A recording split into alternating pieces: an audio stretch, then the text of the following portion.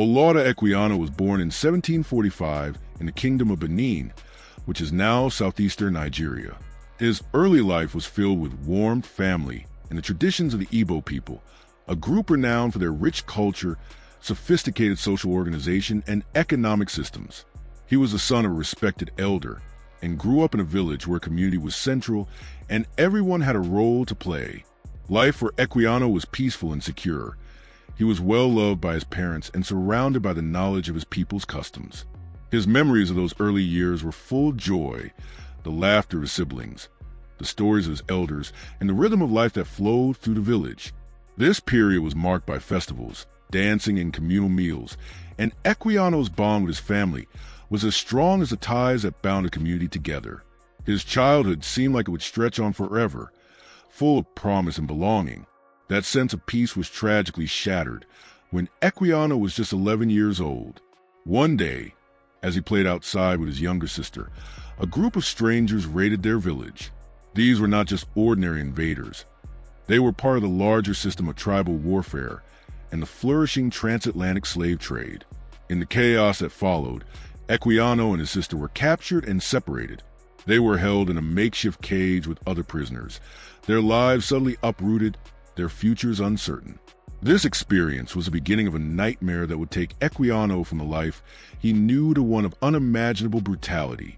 For the first time, he realized that his safety and security had been illusions, and he was thrust into a world where he was seen only as a commodity, not as a person with rights.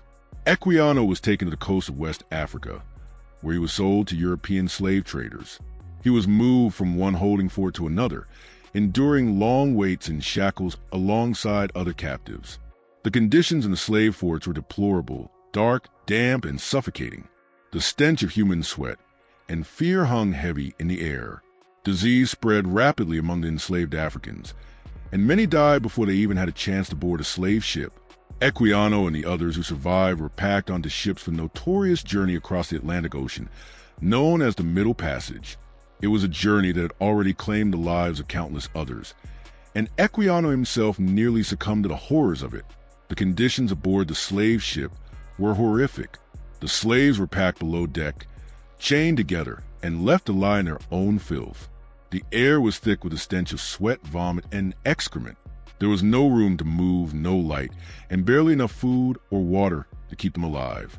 Many enslaved Africans died from disease, starvation, or as a result of the brutal conditions.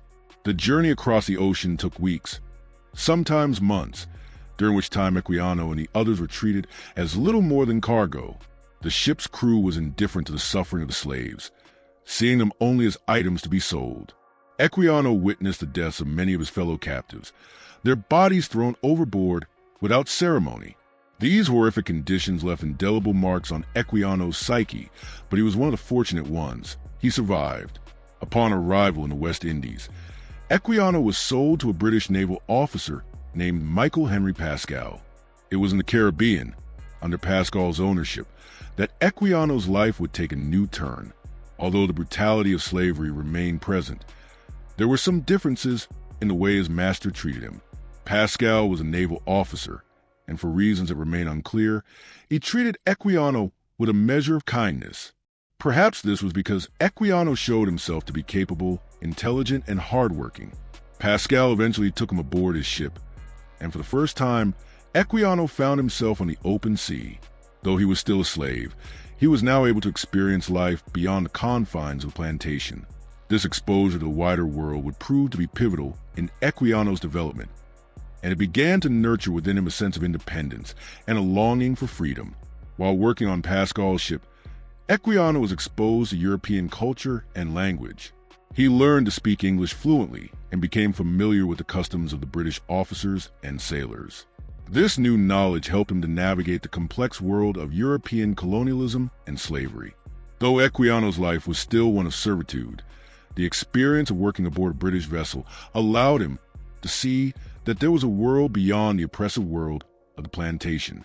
The long voyages and time spent at sea gave him the opportunity to learn new skills, and his time in the Navy helped him to see the hypocrisy of the system that had enslaved him.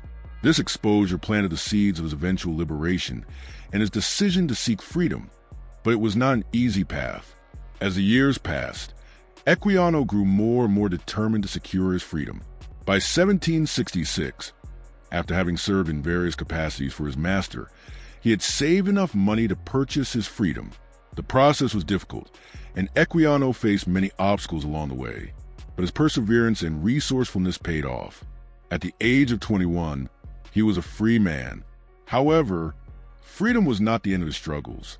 As an African man in a largely white European world, Equiano still faced the barriers of racism and prejudice.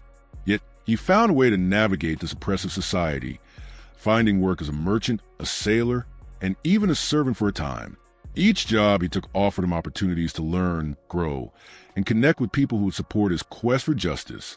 Even in freedom, Equiano remained haunted by the brutal experiences of his past. He could not forget the horrors he had witnessed during the Middle Passage, nor the years spent as a slave. But instead of succumbing to despair, Equiano began to channel his pain into a greater cause. He realized that his life had meaning beyond mere survival. It could be a vehicle for change. He began to advocate for the abolition of slavery, using his own life as proof of the horrors that enslaved people endured. He spoke to anyone who would listen, telling the story of his captivity and his eventual escape from bondage. This was not just a personal story.